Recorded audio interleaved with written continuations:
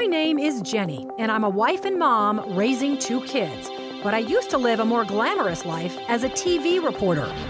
I was on the nightly news interviewing pop stars and politicians.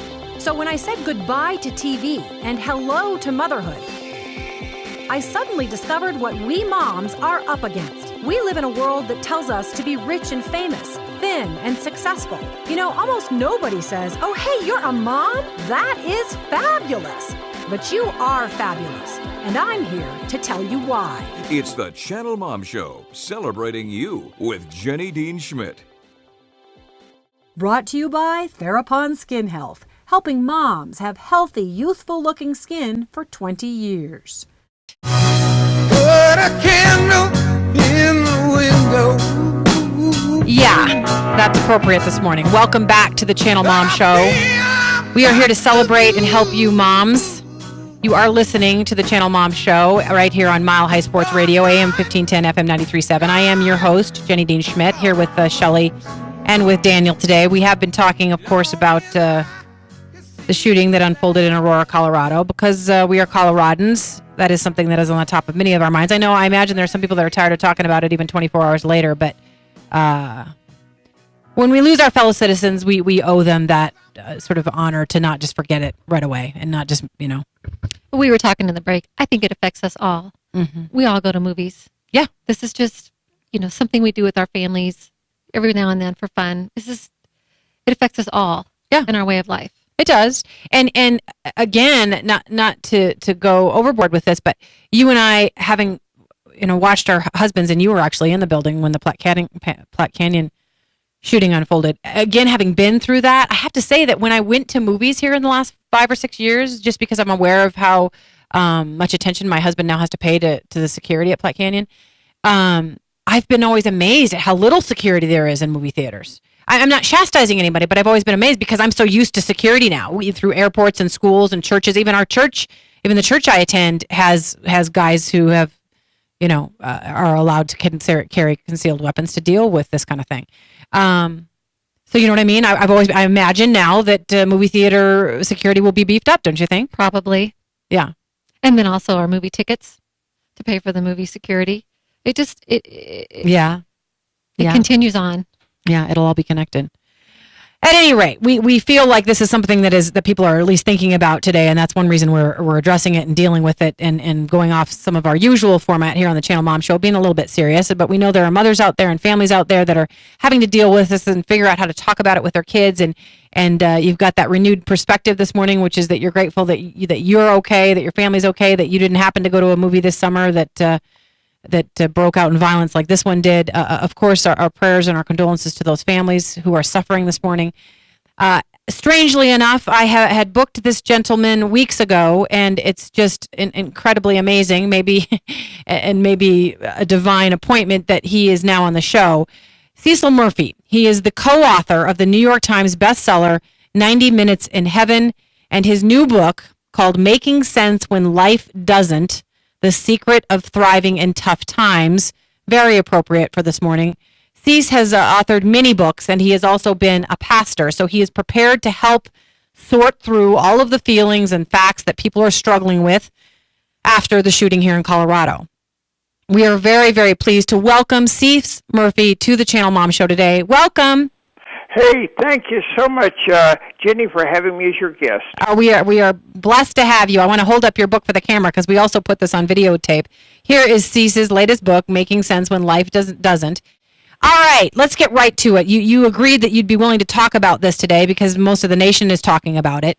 Absolutely. Yeah. What are your first thoughts on the shooting at the Aurora movie theater, and how would you help people deal with this? Well, first, I was stunned like everybody else.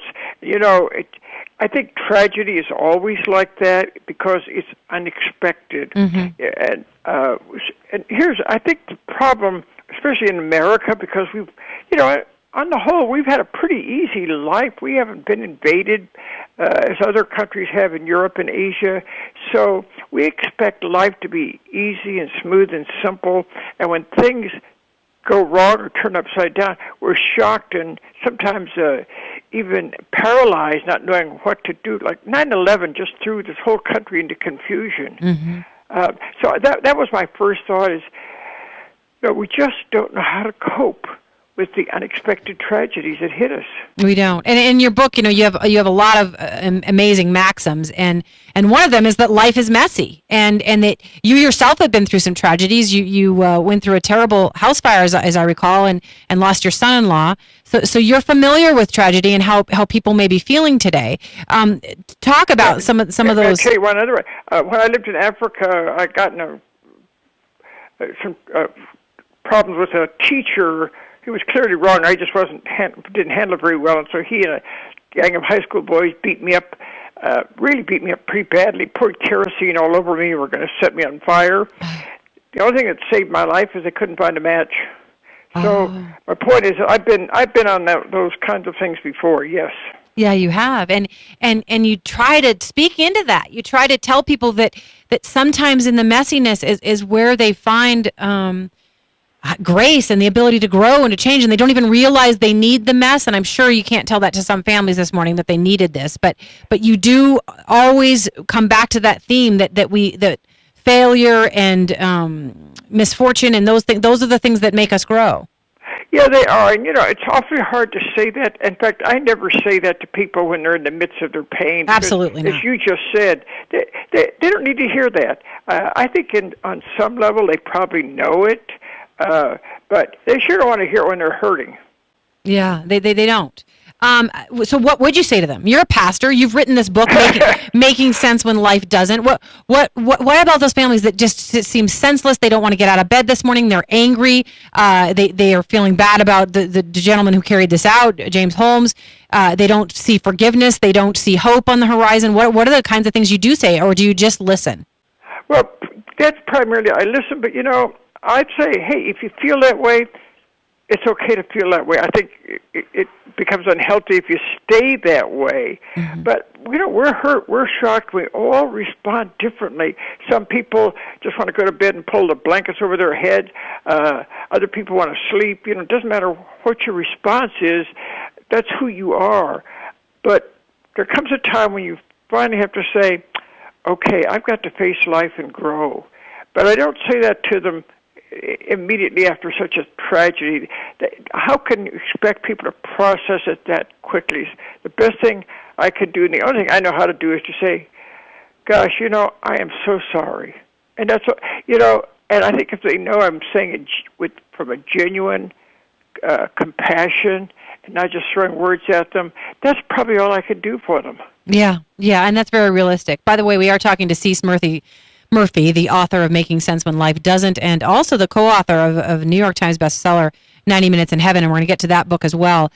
Cease, you have gone through your own events, and I've had 3 friends now lose their husbands here in the last year and a half, and there is nothing that you can say at the beginning to offer comfort or sort of motivate them or encourage them to grow out of this. You just have to sit there with them and allow them to feel those feelings, and you do talk about that in your book.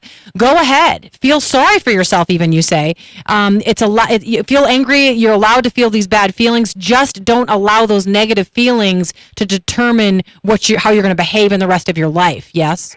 Yeah, and you're so right. I think that most people, when they encounter friends going through these tragedies, they themselves are so uncomfortable and unsure of what to say or do that they try to pull them out of it, not for the person's sake, the sufferer's sake, but for their own sake. Oh. They don't want to see tears or anger or frustration, so they throw out a lot of words and probably don't do much good. Right. They just need to sit back and let that person express themselves. And I think that's permission, and I'm glad that you're giving people permission for that this morning. Shelley, I'm gonna allow you or Dan, either one of you, if you have a question for Cease based on his book, Making Sense When Life Doesn't, and how we can thrive in tough times. Do you have a question, Shell? Well, my question, this might give away the book, but how do you make sense when life doesn't?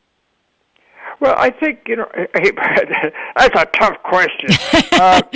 But, I think the problem is, I said this kind of at the beginning, we assume that our life should be easy and smooth. Mm-hmm. And so when it isn't smooth, or when we hit what I call the IB, the inevitable bump, when things go wrong, because we expect things to go well, we don't know what to do in life doesn't make sense. But if we can say to ourselves, you know what, this is the way life is. Let me tell you, when our house burned down 5 years ago, I lost my son-in-law in the fire, lost all of our possessions, everything we owned.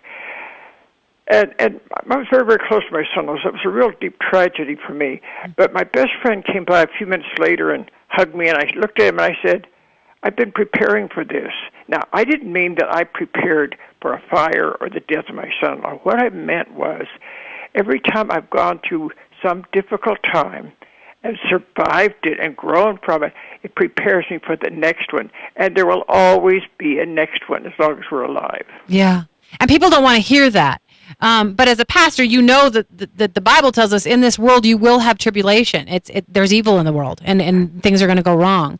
Yeah, and which kind of reminds me, you mentioned the Bible. People throw, particularly religious people, church people, throw a lot of Bible verses at me, right, at us, and they did it at me. And here's what I finally said to somebody. If you've experienced those verses, then you can quote them to me. But if you haven't experienced them, I don't want to hear them. That was a bit harsh, but I just got tired of this person just, giving me all these Bible verses, just throwing them out of his discomfort.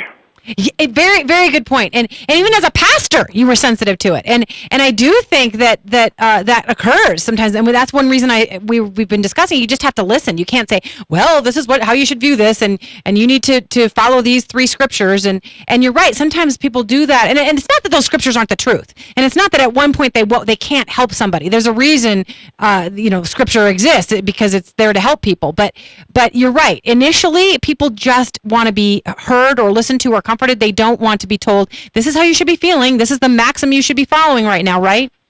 Yeah, and I mentioned back to my fire. The best thing that happened to me was my friend David came and he just hugged me. He didn't say anything for several minutes. He just hugged me. Yeah. And that's all I needed. And how does that resonate this morning, the people that are suffering here in Colorado? Well, I think what we do is, if they know people really care, they know they can't change anything for them. The tragedy is already there. What they need are the people that'll say, hey, here are my arms, let me hold you, or let me just be here with you. It's something we have to work through ourselves, and the pain is real and genuine, and I don't want anybody to cut short my pain when I'm going through agony. Sure, but you do. I mean, you yourself give some maxims and some suggestions in the book. You say don't waste a crisis, and you also say don't let those negative emotions that you have in these situations control your life. And you say the messes in life are my best teachers. I don't like them, but I need them. So you do at least give advice on these matters. Not then. Not at the meeting. Okay, so there's a difference. You're saying it's almost a past. You have to, how do I want to put this? You got to wait a little while. Well, you wait till people are ready or able to hear. Look, if somebody's lost a son or a brother in that shooting, and you go to them and start talking like that, you're not helping them. No. In fact, you're probably making them feel guilty or terrible, like, or who do you think you are to tell me? But when they start coming out of it and saying, now what do I do? Then you can begin to work with them, and it gives them some perspective. But most of all, what they need in the beginning is compassion. Right. That's fabulous advice as a man who's gone through it himself. So I appreciate your honesty.